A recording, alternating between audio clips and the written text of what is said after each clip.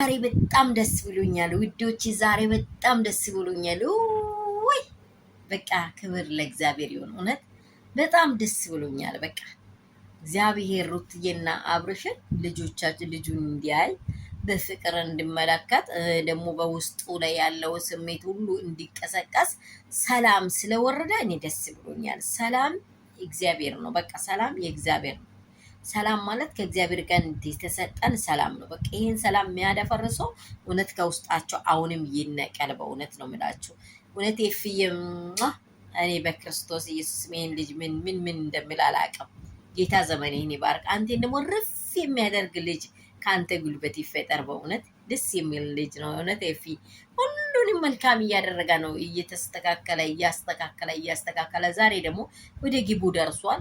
የወደፊት ህይወታቸውን ደግሞ አብሮ ሲቀራረቡ የሚመጣው መልካም ነገር አለ። ልጃቸው ራሱ አይገርምም? ዛሬ ሉሊ አድርጋ አይገርምም? እናትዮ ሲታመጣው እኮ ኤፊ ሲቀበለው ኮርፎ ነበረ።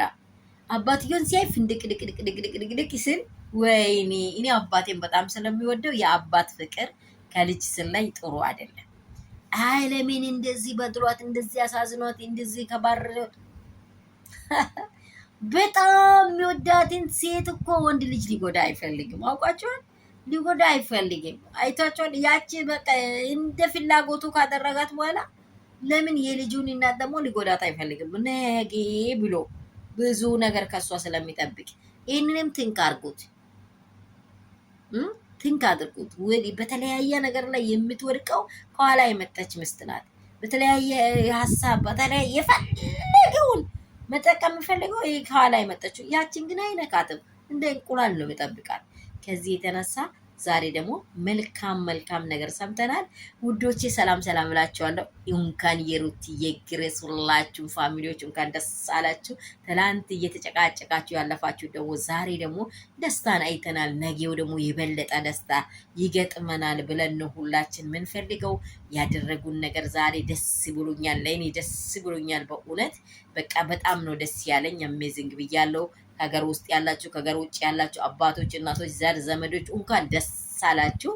እነርሱ እርቅ የኛ እርቅ ነውና በጣም የምንፈልገው ሀሳቦች ናቸው። ፊን እናመሰግናለን። ብርክ በል የልጅ አዋቂ ጌታ ይባርክ። ደግሞ ሌሎችም በዚህ አስተዋጽኦ ያደረጋችሁ ቤተሰብ ሁላችሁም ተባረኩ ነው የምንለው። በእውነት እነርሱ አብሮ መኖርን አብሮ ህይወትን መቀጠልን ደስ ይላል። እግዚአብሔር ደግሞ እንደሚረዳቸው እኛም እንጸልይላቸዋለን፣ እናወራታቸዋለን። ውዶች መዳም ቅመሞች ብያቸዋለሁ። ዘመናችሁ ብርክርክ ይበል። የሩትዬ ፋሚሊዎች እንኳን ደስ አላችሁ። የኢትዮቿም እንኳን ደስ አላችሁ።